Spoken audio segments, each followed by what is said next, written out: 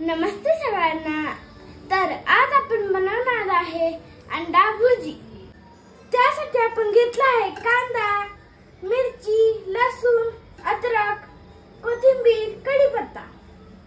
आपण कढईत घेतला आहे तेल। तर आपण त्यात टाकणार आहोत कांदा,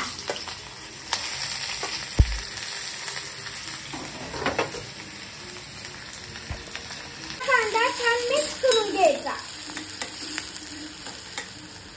त्यानंतर अद्रक अजून लसूण टाकायचा। त्यानंतर त्यात टाकायची हिरवी मिरची, त्यानंतर कढीपत्ता।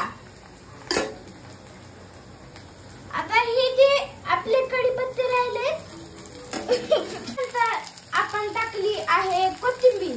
नंतर सगळं मिक्स करून घ्यायचं। त्यानंतर आपण टाकणार आहोत अर्धा चमचा हळद।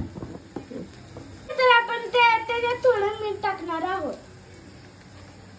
तर मिक्स करायचं। त्यानंतर आपण धने जिरा पावडर टाकली एक चमचा हळदी जिरा पावडर।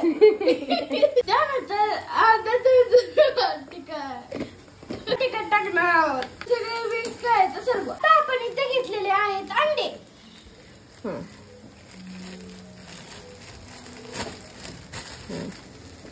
आपण टाकायचे सर्व अंडे। आता काढायला